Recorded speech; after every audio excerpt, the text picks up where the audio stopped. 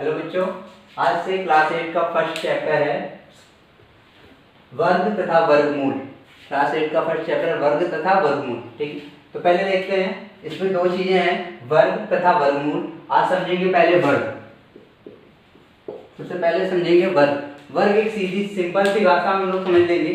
यदि किसी संख्या का गुणा उसी संख्या में किया जाता है तो प्राप्त गुणनफल उस संख्या का वर्ग कहलाता है। एग्जाम्पल तौर पे देखेंगे, यदि हमें 2 का वर्ग निकालना है तो लिखते क्या है, 2 का स्क्वायर, पावर 2 लगा देते हैं। अगर किसी संख्या में पावर 2 लगा दें इसका मतलब हमें उस संख्या का वर्ग निकालना है। तो 2 का स्क्वायर करेंगे तो यानी 2 इंटू 2, उसी संख्या का गुणा उसी संख्या का, तो कितना आ जाएगा 4। तो 2 का वर्ग कितना हो गया 4। इसी तरह किसी भी नंबर का या किसी भी संख्या का वर्ग हम निकाल सकते हैं। आगे जैसे 11 का निकालना हो तो 11 का स्क्वायर करेंगे तो हो जाएगा 11 इंटू 11, ये आ जाएगा 121। तो इसी तरह हम किसी भी संख्या का वर्ग निकाल सकते हैं। अब इस पे वर्ग में जैसे नंबर संख्या होती है, नंबर 1 होती है सम संख्या और विषम संख्या। तो सबसे पहले सम संख्या। सम संख्या पे क्या है, सम संख्या का वर्ग और विषम संख्या का वर्ग।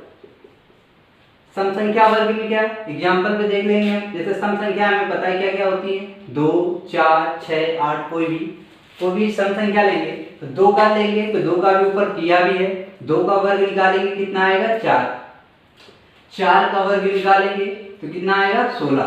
इससे केवल हमें एक चीज समझनी है, वो ये है कि किसी 2 का वर्ग निकाला तो 4, और 2 है कैसा नंबर, सम नंबर, और 4 कैसा नंबर है, सम।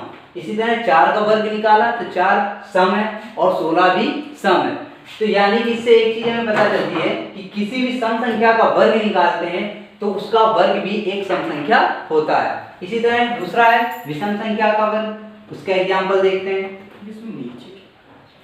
दूसरा विषम संख्या कोई भी ले सकते हैं, 1, 3, 5, 7, कोई भी। इसमें जैसे 1 का स्क्वायर करेंगे तो 1 का स्क्वायर कितना आएगा, 1 इंटू 1 1।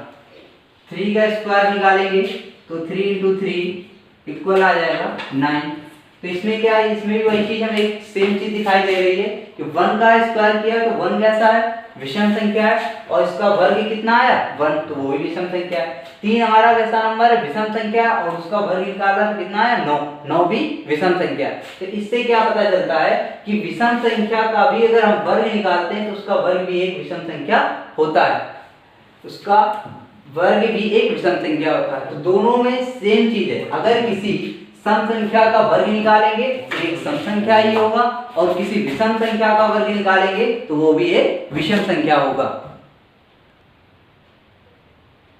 आगे देखते हैं, अब सम संख्या का वर्ग और विषम संख्या वर्ग देख लिया हमने। अब अगली इसमें एक नई चीज है पूर्ण वर्ग। तो पूर्ण वर्ग क्या होती है, किसी संख्या के गुणनफल, गुणनफल फैक्टर हम लोग कर चुके हैं, क्लास में पढ़ चुके हैं। यदि किसी संख्या का गुणनखंड करेंगे, अगर उसके गुणनखंड 2 के जोड़े के रूप में प्राप्त होते हैं तो वह संख्या पूर्ण वर्ग कहलाती है। अगर 2 के जोड़े में नहीं है तो वह संख्या पूर्ण वर्ग नहीं कहलाएगी। एग्जाम्पल पे देख लेते हैं, जैसे 64 के सबसे पहले क्या करेंगे, इसको चेक करना है ये संख्या पूर्ण वर्ग है या नहीं है। तो चेक करने के लिए सबसे पहले क्या करेंगे, 64 के फैक्टर करेंगे यानी गुणनखंड करेंगे। तो 64 के गुणनखंड कैसे करेंगे, सबसे पहले 2 से, कितना आएगा 2 3 6, 2 दूनी 4, फिर 2 से करेंगे 2 कम 2 छक्का 12, फिर 2 से करेंगे 2 अट्ठे 16, फिर 2 से करेंगे 2 चौको 8, फिर 2 से करेंगे 2 दूनी 4, फिर 2 से करेंगे 1। तो 64 के गुणनखंड कितने आ गए, 2 into 2 into 2 into 2 into 2 into 2।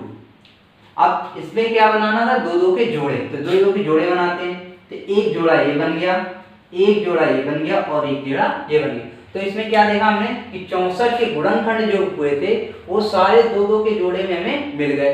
अब अगर सारे गुणनखंड 2 के जोड़े में प्राप्त हो जाते हैं तो संख्या क्या होती है, पूर्ण वर्ग कहलाती है। क्या कहलाती है, पूर्ण वर्ग। तो अतः हम लिख सकते हैं कि अतः 64 एक पूर्ण वर्ग संख्या है। ठीक, आज के लिए इतना, आगे फिर देखें अगले वीडियो पे।